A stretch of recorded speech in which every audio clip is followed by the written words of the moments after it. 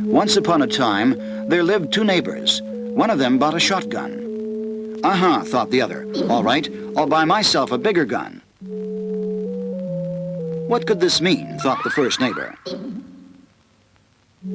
I'll buy myself something bigger. By the end of the 1960s, the Soviet Union seemed likely to match America's nuclear arsenal. The two superpowers faced a choice: slow down their competition, the process that would be called Detente, or continue an arms race that could end in all-out war.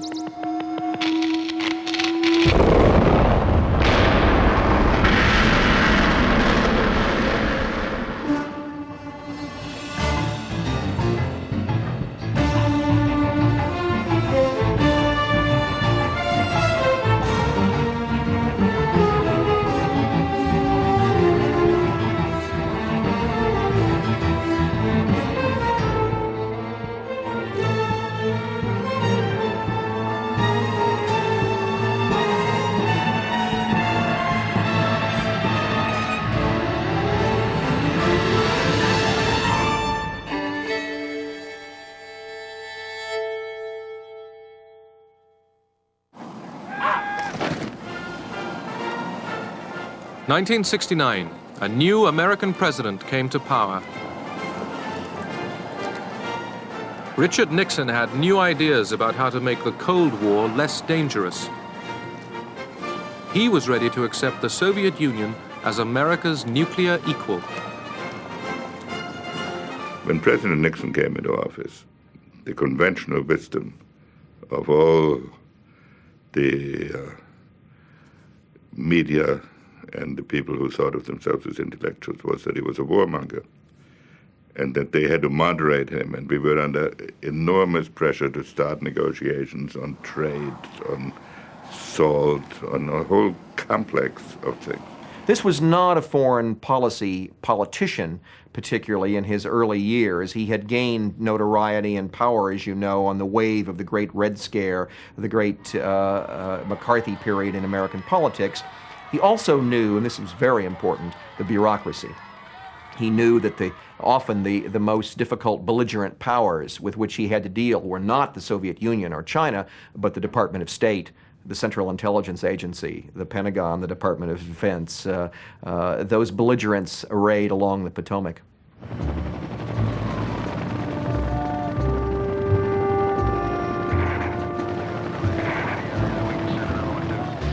Although Nixon wanted to revise America's Cold War strategy, his first priority was to get American troops out of the war in Vietnam.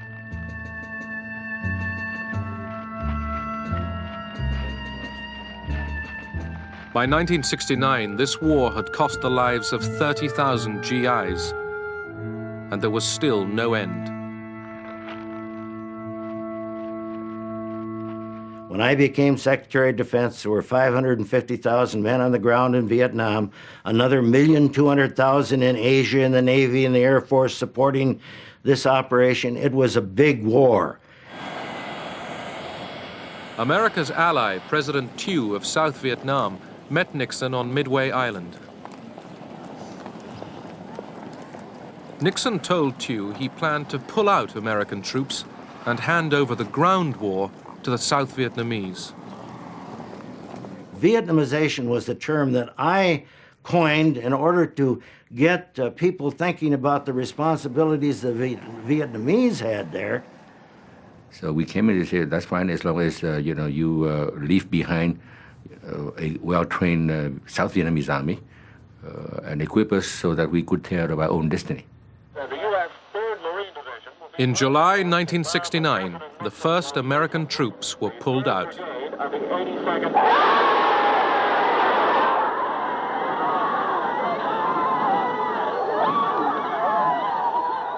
Both Nixon and Kissinger knew what it was doing to our society, the controversy, the distractions, the financial costs, the terrible human toll in terms of lives lost and wounded, not only of Americans, but Vietnamese and others, and also the distractions from other foreign policy initiatives.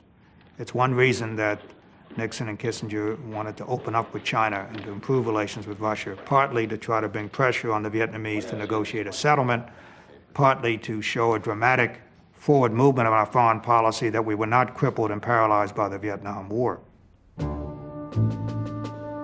Hanoi had put on its own pressure with an offensive in the south. American generals proposed bombing North Vietnam's bases in neutral Cambodia.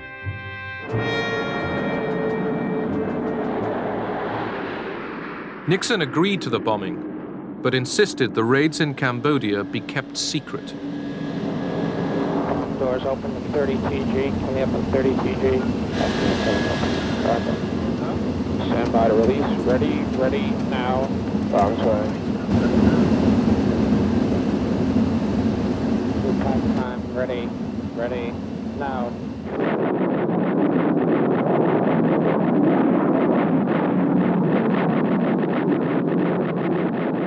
I was all for bombing the sanctuaries in Cambodia, but I could not tell the President of the United States, the Secretary of State, or the National Security Advisor, Henry Kissinger, that I could keep it secret. And I thought it would be a very bad thing if that came out at a later time. And I knew it would, because we had 12,000 people that had all that information, and you just can't keep secrets.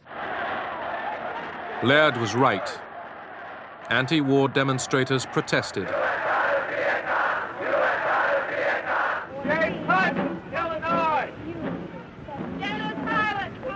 They called out the names of soldiers killed in Vietnam. Richard Nixon could look out the window of the White House and see a mob of people marching in the street, protesting the war in Vietnam, for instance. He could take a 3x5 card out of his pocket and take a look. And the polls showed him with the confidence of 70–75% of the American people. And he'd say, I'm not going to let those people in the street make foreign policy for this country. And so tonight, to you, the great silent majority of my fellow Americans, I ask for your support. I pledged in my campaign for the presidency to end the war in a way that we could win the peace. I have initiated a plan of action which will enable me to keep that pledge.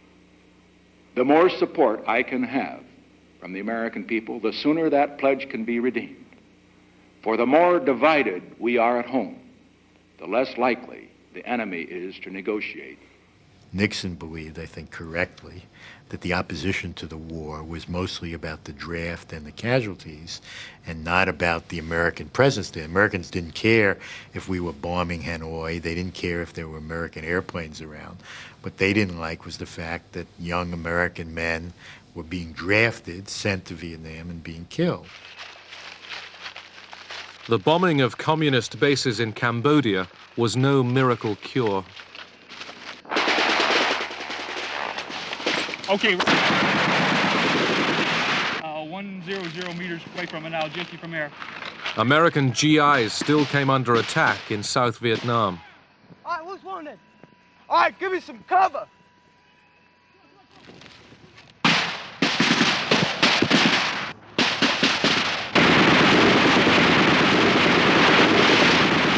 Can you move them?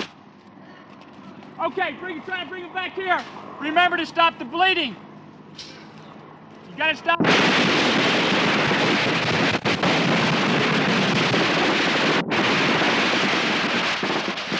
Nixon now ordered a ground assault into Cambodia. Anybody out here?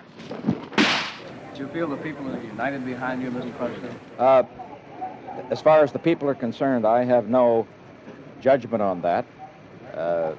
All that I can say is that I know that I did what I believed was right, and in what really matters is, as far as the people are concerned, is whether it comes out right. If it comes out right, that's what really matters.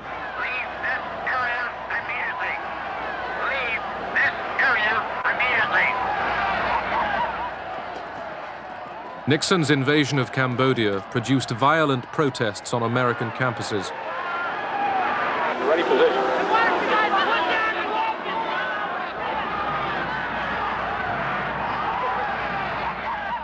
At Kent State University, National Guardsmen shot 4 students dead.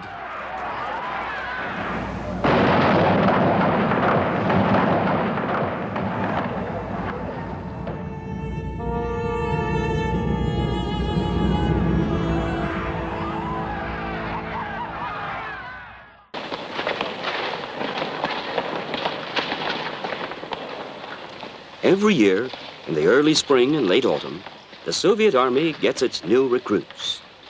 The forces are inconceivable without strong, agile men possessing stamina.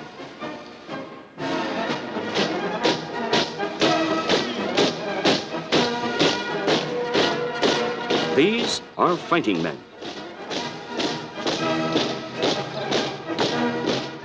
Fighting men alone could not guarantee security. Soviet leaders wanted arms agreements that recognized their nuclear parity with America. They also wanted American understanding in their quarrel with China. The Communist Party chief, Leonid Brezhnev, championed relaxation of Cold War tension with America, the policy that would be called Detente. He was on his way to the very top of Soviet power. Brezhnev was a sincere person in many ways. He had been through the great patriotic war from beginning to end.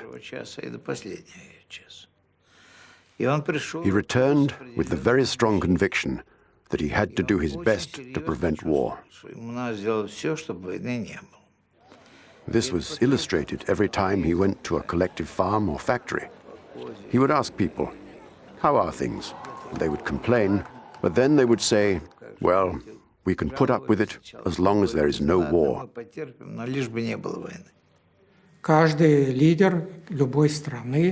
Every leader in any country has the need to express his character and to leave his mark in history.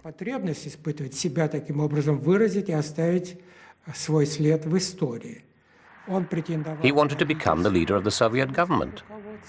One of the ways he had of strengthening his position was making foreign policy his priority.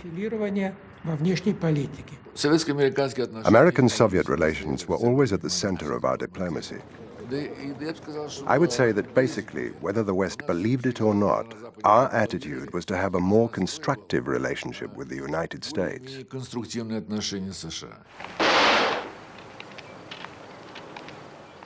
In Europe, the Cold War showed itself most painfully in the Iron Curtain that divided the two Germanys.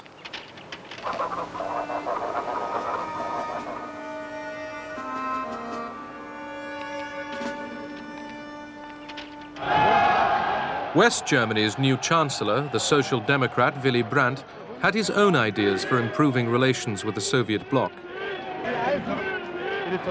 The Germans called it Ostpolitik. Wir wollen ein Volk der guten Nachbarn sein und werden im Innern und nach außen. Der entscheidende Schritt, der das Ganze in Gang gebracht hat, The main thing that got the ball rolling was the decision of the Chancellor to call East Germany a state. Regierungserklärung, die DDR als einen Staat zu bezeichnen. Das war, wenn Sie so wollen, This was a fundamental change in our position, which led to fierce criticism from the opposition. In Moscow, people were all ears. In our opinion, there were more sober voices among the Social Democrats, those who would seek common points of interest with us. Not similarities in our outlook, but similarities in our interests. I would like to stress the difference. If we found points in common which would preserve a balance of interests,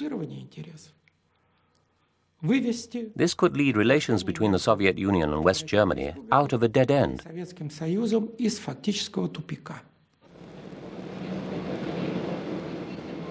Willy Brandt became the first West German chancellor to visit East Germany.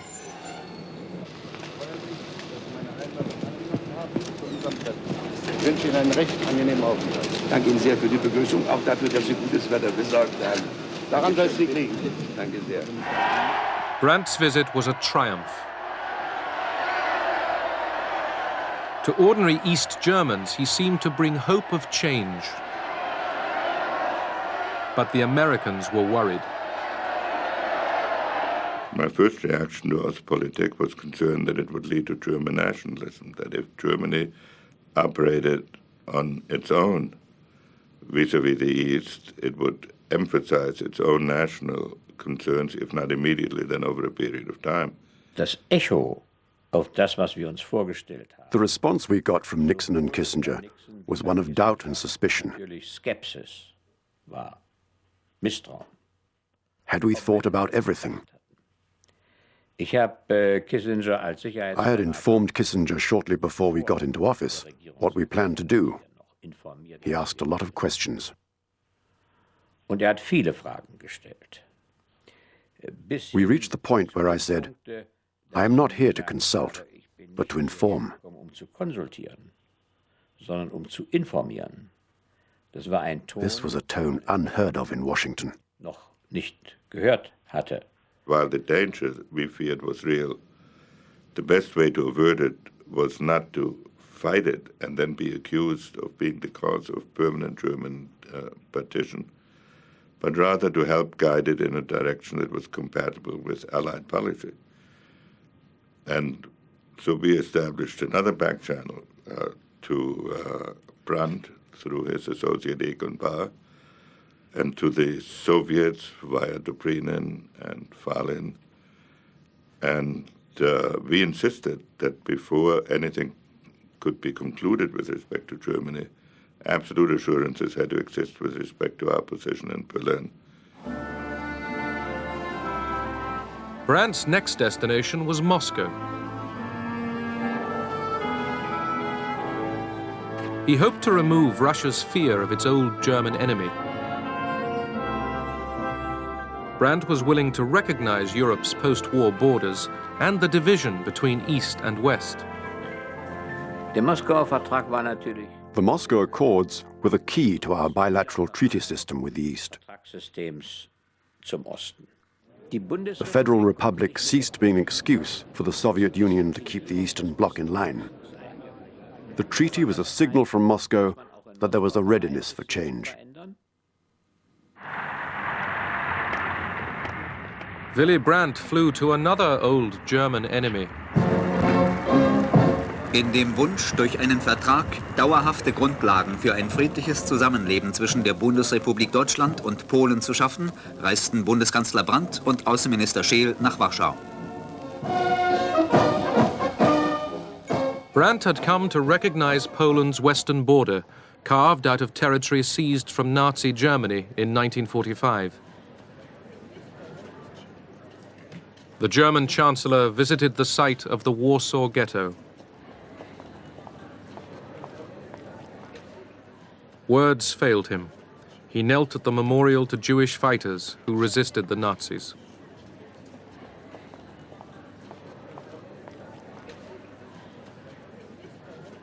Brandt war, wenn Sie so wollen, ein Glücksfall. Brandt was a stroke of luck for German history. For the Americans, he symbolized reliability. He had proved himself the defender of Berlin against the menace of the East. And for the East, he was a resistance fighter against the Nazis, without any doubt. Nazis eben unbezweifelbar gewesen ist. In a divided Germany, these steps towards détente brought welcome cracks in the Berlin Wall. Families and friends separated by the wall could see each other once again.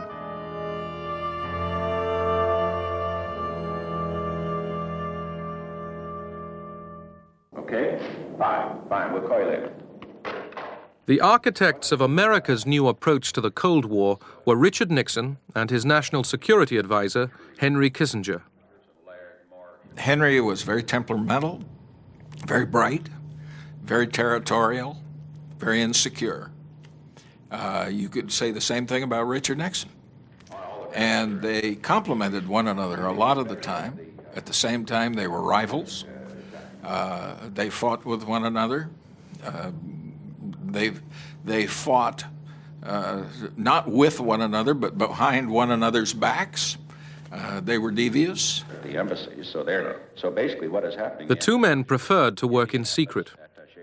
Through back channels, they set up summit meetings in Beijing and Moscow. Well, we have a variety of independent sources also. Yeah, I know. None of them reliable. None of them totally reliable. That's right.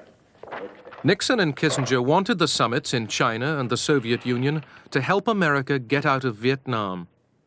They also hoped to bring China into their diplomatic game. The principal reason for seeking a rapprochement with China was to restore fluidity to the overall international situation. If there are 5 players and you can't deal with one of them, this produces rigidity. Secondly, we wanted to demonstrate to the American public that Vietnam was an aberration, that we had ideas for the construction of peace on a global scale. Soviet leaders were alarmed after Kissinger, and then Nixon returned jubilant from China.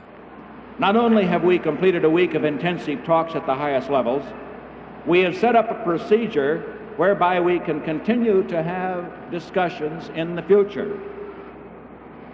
We have demonstrated that nations with very deep and fundamental differences can learn to discuss those differences calmly, rationally, and frankly, without compromising their principles.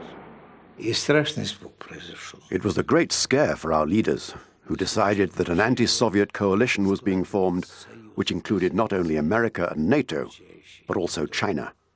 We felt we were being surrounded. The Moscow reaction was that a summit which we had tried to achieve before the trip to China, and in which they had been stonewalling us and tried to use it to, well, to put it kindly, blackmail us into untoward concessions, or concessions we thought were untoward. Suddenly, they agreed to the summit, and it unfroze our relations. In March 1972, North Vietnam launched a new offensive in the south. Nixon responded with more air attacks.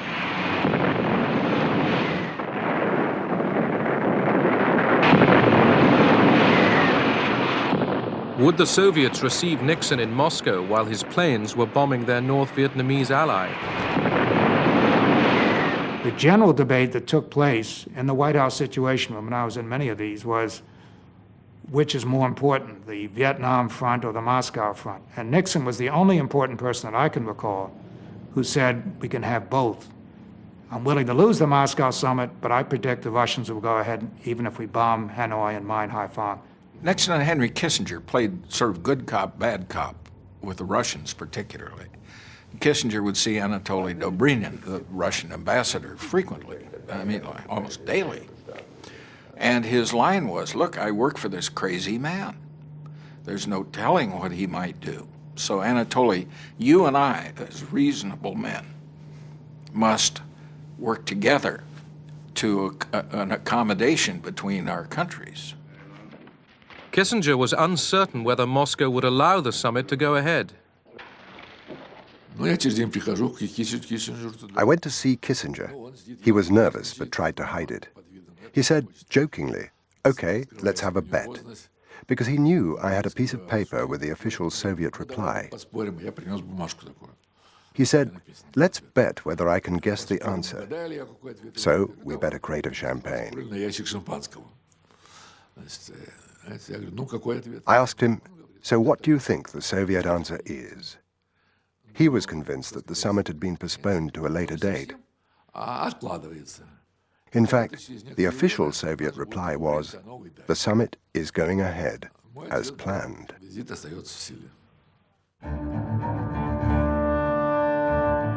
May 22nd, 1972. Richard Nixon became the first serving American president to be received in the Kremlin.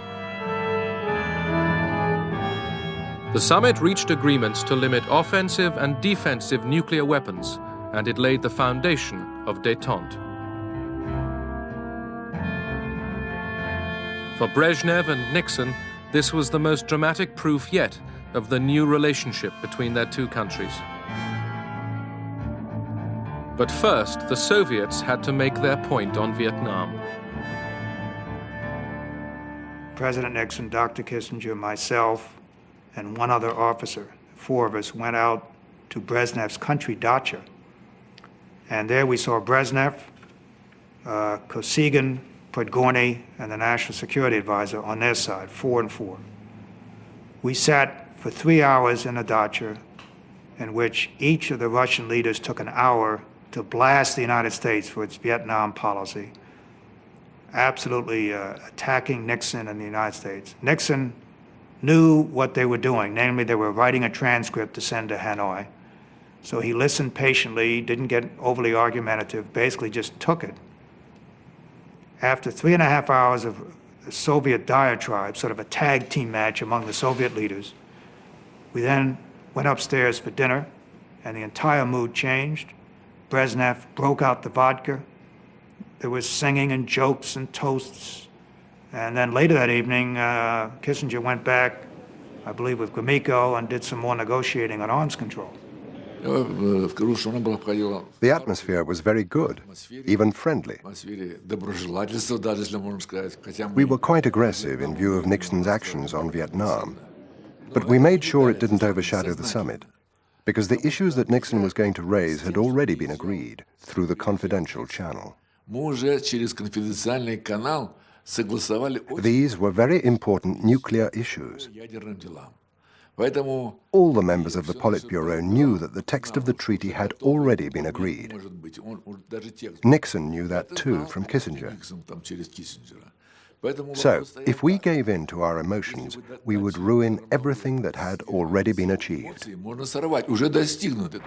President of the United States. The American Congress gave Nixon a hero's welcome.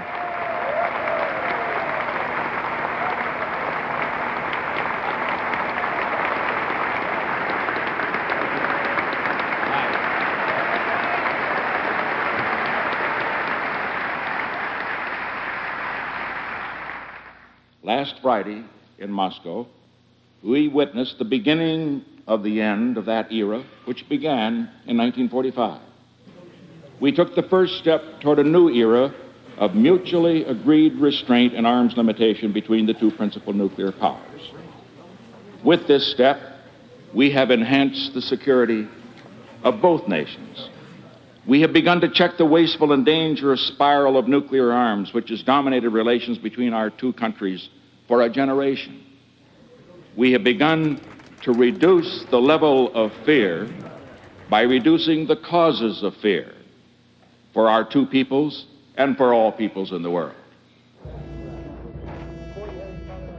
2 weeks after Nixon's return from Moscow, 5 men working for his re-election campaign were arrested for breaking into the Washington headquarters of the Democratic Party. It was the start of a major scandal, Watergate.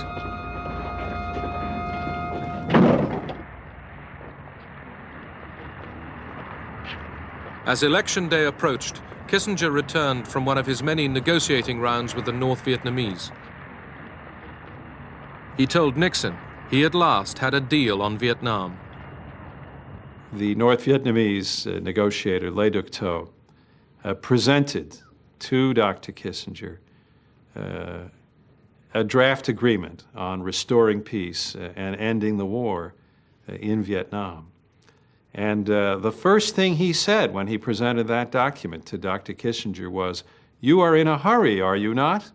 And I recall Dr. Kissinger nodding affirmatively when Le Duc Tho made that statement. We knew that Kissinger had met with the North Vietnamese side in Paris on October 9. So when he came on October 19 and gave us the text in English, mind you, and he asked us, he said, well, we got 4 days to sign. And of course, we politely said, well, this is the first time we have been given this text, so we would like to have time to study it. But by the way, where is the Vietnamese text?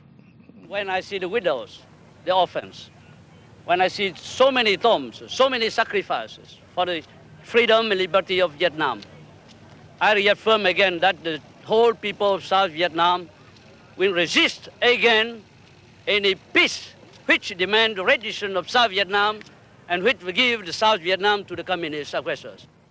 I have great sympathy for Thieu. And at the same time, I have great sympathy for our problem. We faced 65 congressional resolutions in the year 1972 alone that were urging unilateral withdrawal from Vietnam. And Mr. Kissinger said, well, if you sign this, we're going to bring peace, and we'll be, South Vietnam will be developed, people will be happy, at which President Thieu said, listen, we have the interest and the future of our country. We are not looking for Nobel Prize. South Vietnam refused to sign. With his deal facing collapse, Kissinger hastily reassured Hanoi America still wanted an agreement. We believe that peace is at hand. We believe that an agreement is within sight.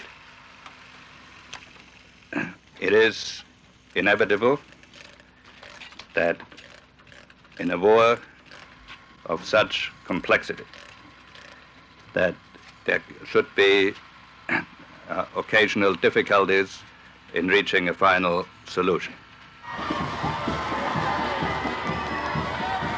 This latest setback in the Vietnam peace talks did not damage Nixon. He was easily re-elected for a second term.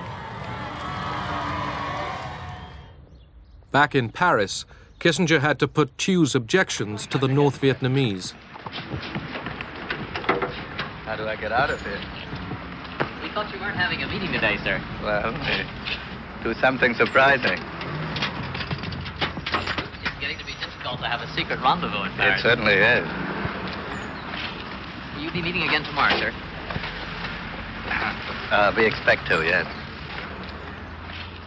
One day we were on the verge of finalizing the text. The next day there were suddenly 10 or 12 different issues that popped up and were unresolved. And then Le Duc Tho said that he had to go back to Hanoi for consultations. Le Duc Tho left Paris and the talks broke down. Nixon ordered air raids on North Vietnam, hoping to bludgeon Hanoi into agreement and at the same time bolster the South.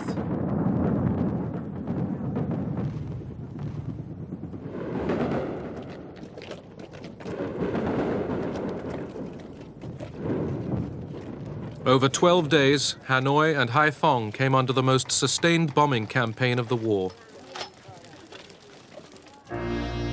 The bombing served its purpose.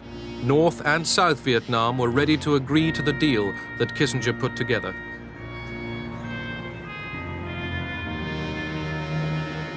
Under the peace accords, American troops would leave Vietnam, the Saigon government would remain in power, but North Vietnam's troops would stay in the South.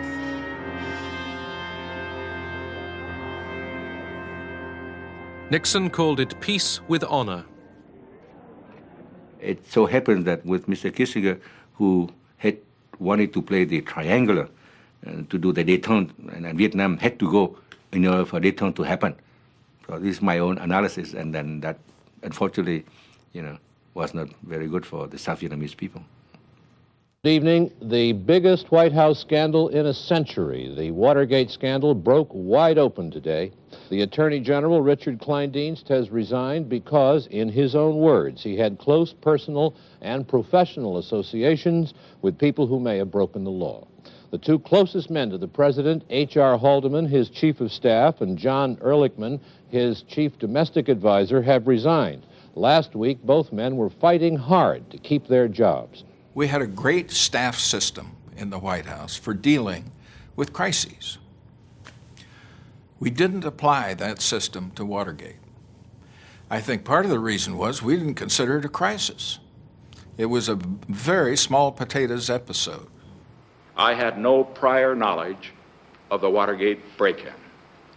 I neither took part in nor knew about any of the subsequent cover-up activities.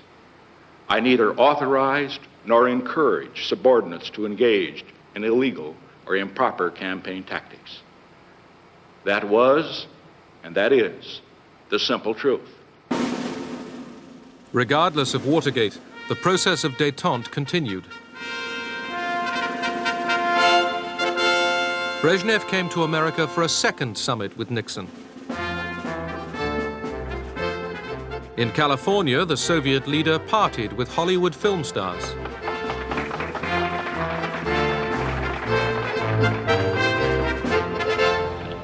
The Russians were still keen to deal with the American president. До нашей встречи с вами мы уже потратили не один час для деловых разговоров.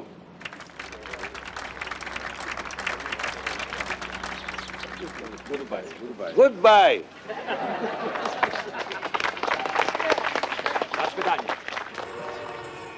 In spite of Nixon's denial of guilt over Watergate, he was accused of obstructing justice and faced impeachment by Congress. In August 1974, Richard Nixon, the man who took America into détente, gave up the fight and resigned.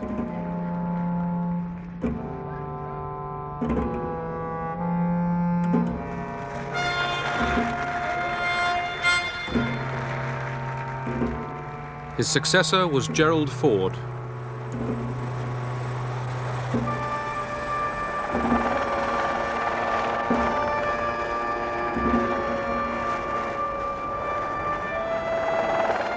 The Soviet leadership was astonished by Nixon's downfall.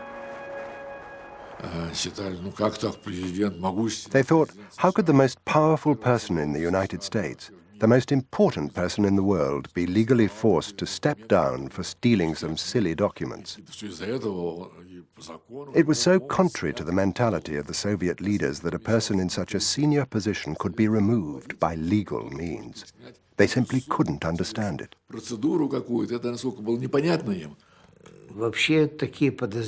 There were various suspicions.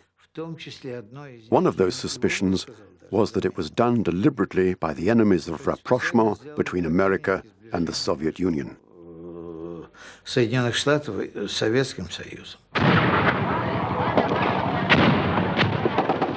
In Vietnam, the 1973 peace accords had not stopped the fighting. By April 1975, South Vietnamese troops were struggling to defend Saigon against Hanoi's final offensive. They could expect little help from the Americans. The Congress of the United States refused to supply the kind of military assistance that was necessary to keep the South Vietnamese military forces strong. South Vietnamese who had fought and worked alongside the Americans against the communists besieged the U.S. Embassy.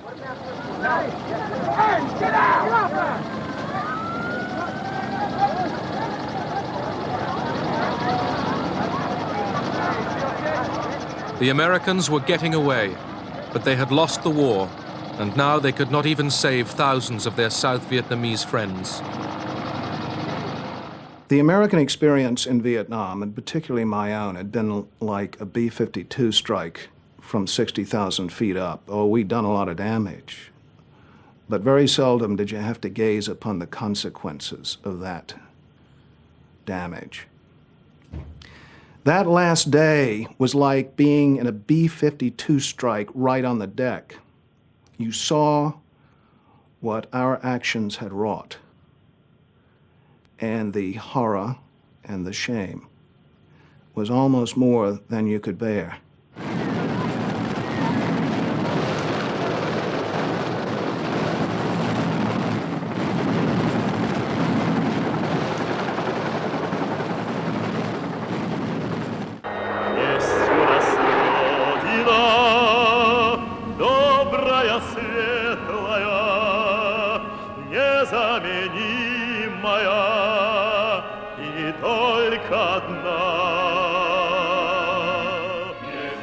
The Soviet Union proclaimed itself confident. It believed it was a superpower equal to America and boasted history was on its side. This rosy view ignored one problem. How are you feeling? The treatment of Soviet dissidents like the writer Alexander Solzhenitsyn threatened to derail Detente.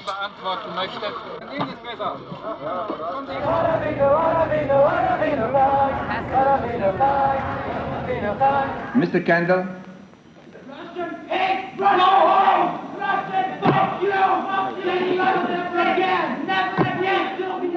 American passions flared over restrictions on the emigration of Soviet Jews. The questions of Jewish emigration from the Soviet Union and of human rights were a very strong irritant. These issues were raised regularly by the U.S. Congress and by demonstrations organized by pro-Israeli activists, and sometimes by hooligans. There was at the outset, of course, a genuine backlash in the Congress of the United States against the policy of détente, not in the first instance from where one might expect it, from the right-wing pews of the Republican Party. It came instead from the traditionally right-wing Democrats, the hard-line, sort of cold warrior Democrats like Scoop Jackson. When we have something we feel strongly about, and in this case it is civil liberties and freedom and what this nation was founded upon, that we should do something to implement international law, and it is international law now, the right to leave a country freely and return freely, that we should put that issue of principle on the table knowing that the Russians are not going to agree to it. The debate about détente took a very curious form, because some liberals seem to take the view that maybe tension wasn't all that bad. And they suddenly developed theories of the need to intervene in human rights procedures that we never heard before, and that were strenuously rejected before. In the Soviet Union, where memorials kept alive the remembrance of a terrible war, Detente had few enemies.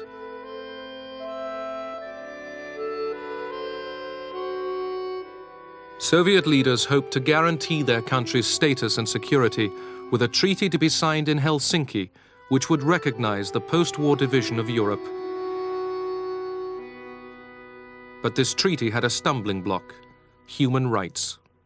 The members of the Politburo read the full text. They had no objections when they read the first and second articles. When they got to the third, humanitarian article, their hair stood on end. Suslov said it was a complete betrayal of communist ideology. Gromyko then came up with the following argument. The main thing about the Helsinki Treaty is the recognition of the borders. That's what we shed our blood for in the Great Patriotic War. All 35 signatory states are now saying these are the borders of Europe. As for human rights, Gromyko said, well, who's the master of this house? We are the masters of this house, and each time it will be up to us to decide how to act. Who can force us?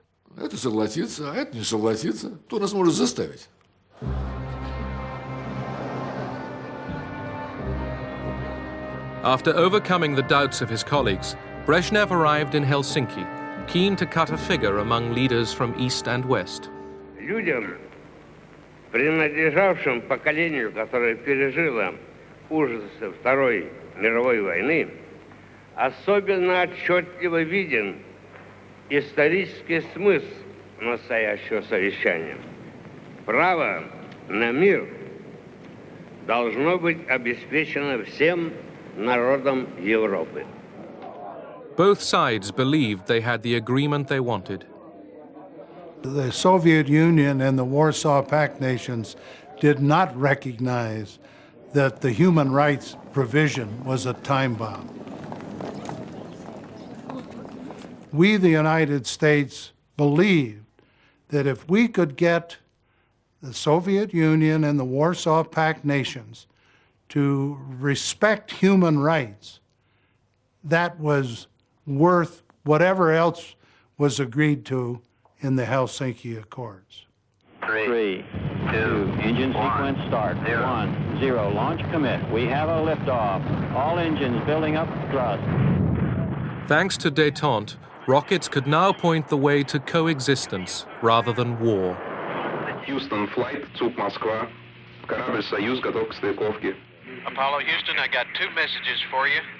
Moscow is go for docking. Houston is go for docking. It's up to you guys. Have fun. Soviet and American spacecraft made history, docking together 140 miles above the Earth. Contact. All right. In space, cooperation was replacing years of Cold War confrontation. Glad to see you. When we went to the United States for training, we met the Americans. I remember one of them saying to me, "Since this international project, I have begun to sleep better at night. I'm no longer afraid of nuclear war, because we are working together."